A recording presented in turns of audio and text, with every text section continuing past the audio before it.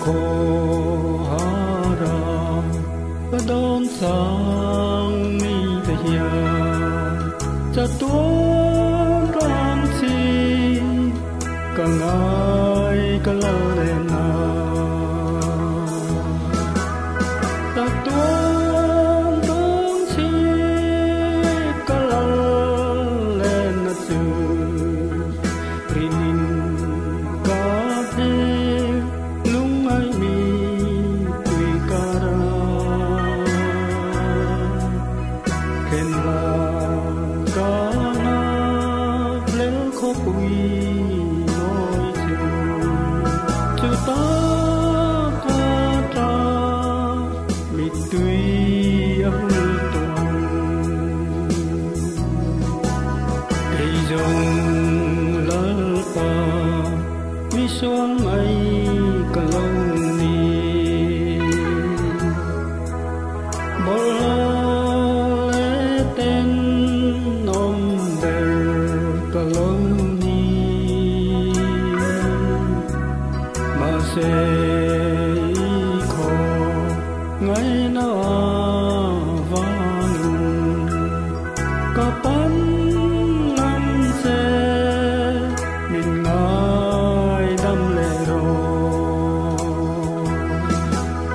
sa tuôn tung chi ka lal lên na chu rinin ka ke lung ai mi tui kara ken la ka na lel pho pui noi chu ta ka tra mi tui a hu ton o ka lal pa ka va han ngai che i te lo chuan lo ma kim la ve po ve noi na rong rong te to hi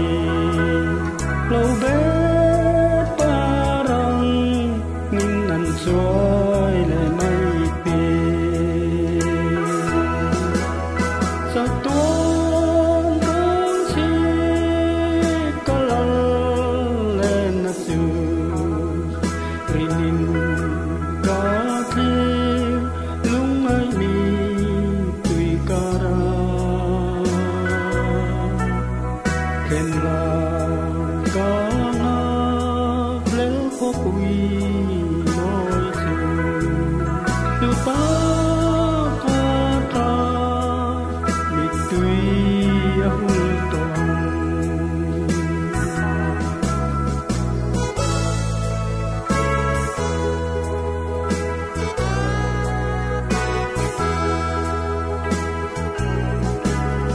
chu ta lung ai mi tui la ka om lâu lung du in trên đê ngầm soi ngai lâu mà ngày dài vò hắn linh rèn tô